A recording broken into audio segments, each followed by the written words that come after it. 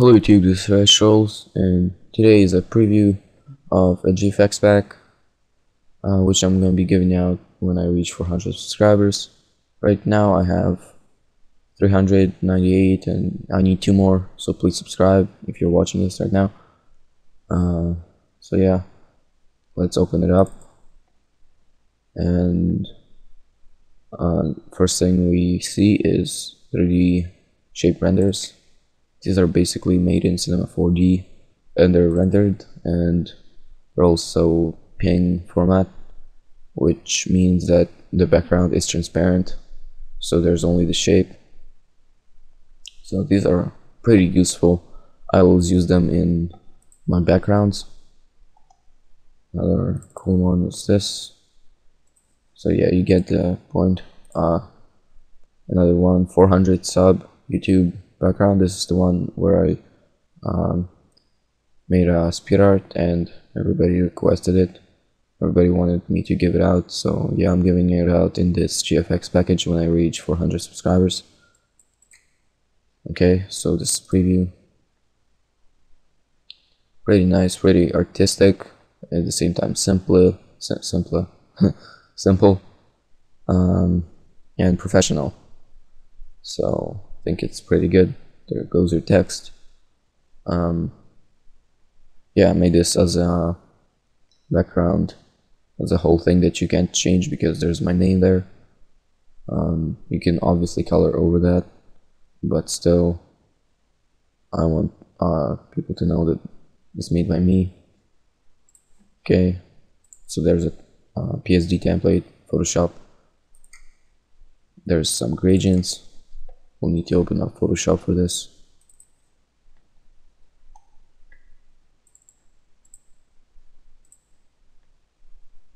Okay, well, that's my favorite one. I think is the third one. So it looks pretty nice, I think. Some blue, gray kind of color, and some white in the middle. So if you want, let's say you want to use this gradient for your modules, like the modules on your YouTube background. So let's say this is your modules. Let's create some shapes. Just, for example, I'm creating some shapes which could be modules. Okay, so this is your YouTube background.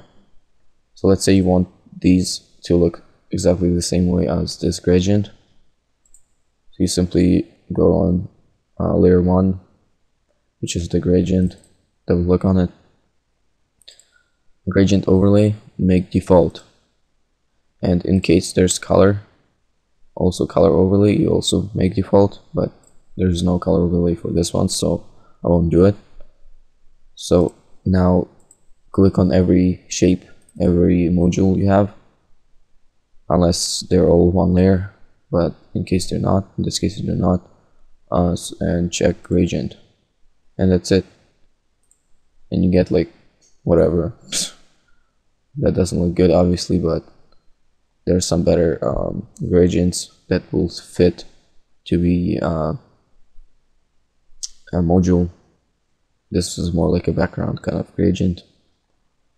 Okay, so some more. The first one is, oops, later, this kind of thing. As always, you know, you can edit this. So just double click on the layer, gradient overlay, and click on this, and you know, you can change the color whatever you want, you know, but I'm not going to do it. So it's just a good one. This one's pretty good. This one is good for a module. So if we create a shape right now, then go to layer 1, bridge overlay, make default, color overlay, make default, okay. shape 1, gradient overlay, color overlay, make default, okay. And if we delete the background, so as you can see now we have this, and yeah, it looks pretty nice. If this was a module, it would look really nice, I think. Also, if you want to make a text, so text, okay, let's just make this bigger, and you want it to have this kind of gradient, you just double click on the text, okay, gradient and color, and you get the text with this kind of preferences. Okay, so yeah, there's a lot of gradients, 11 of them, but that's enough. You can like customize them wherever you want. Now there's the intro templates. So gears is pretty good. I used to use it for my intros, but I don't anymore. I probably will never use it for my intros anymore.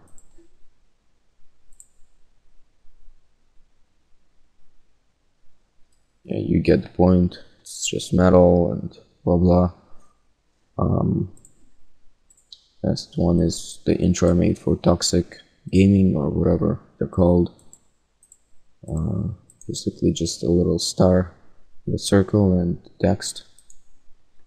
Okay. Red plane effector.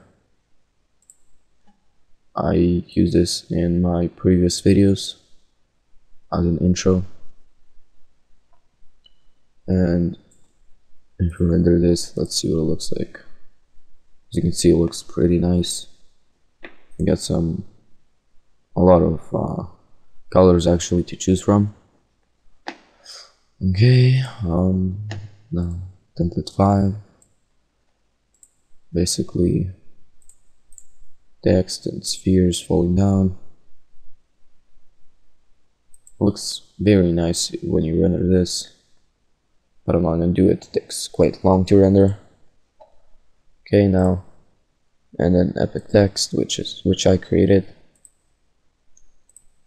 Okay, render this. This kind of text or font is used by Apex Predator, and I also use it, so I think it's pretty good.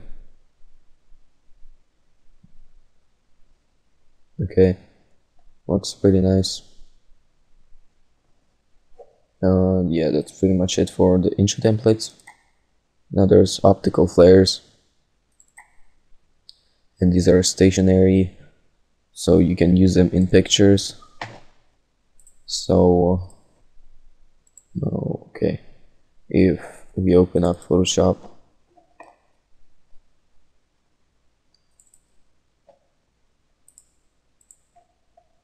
okay, and let's say we have a YouTube background.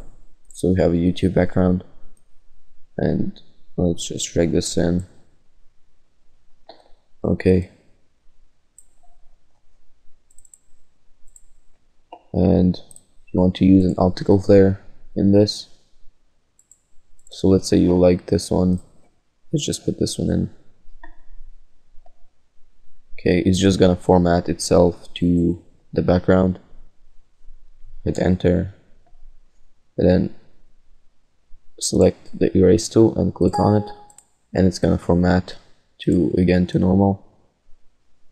Okay, so now you can do whatever you want with it. Okay, so hold shift, make it smaller, and put it like right there where the text is. Hit enter, and change the blending mode until it becomes whatever you like. So screen looks good. Linear dodge looks good, but I like screen more. Okay, so if you like select another tool, you can see that there's edges. These can easily be removed just by selecting a brush and reducing the hardness to 0, and just go around the edge, whatever. Yeah, as you can see, it's gone now. There's no edge. Okay, so that's pretty cool. Let's go this pre-rendered optical flares, which is for videos and intros. So this is the same thing as with Photoshop, except if you drag it into Sony Vegas, you just have to change the blending mode. And I'm probably going to do a tutorial on how to do this, but for now you just change the blending mode to screen, I guess. Same thing as Photoshop, and yeah, it's just gonna blend in with any video or any intro. Okay, so there's also textures and backgrounds. These I don't usually use. They might be useful. I know some people use them. Some of them are pretty nice. They're all best quality. Okay, so yeah, some people use them. I don't. But okay, there's also textures. Textures that you can use in pretty much anything. Photoshop, Cinema 4D. Yeah, so it's pretty useful. I don't use it that often, but it's useful. So yeah, that's pretty much it for the GFX pack. If you're watching this, please subscribe if you haven't, and see you next time.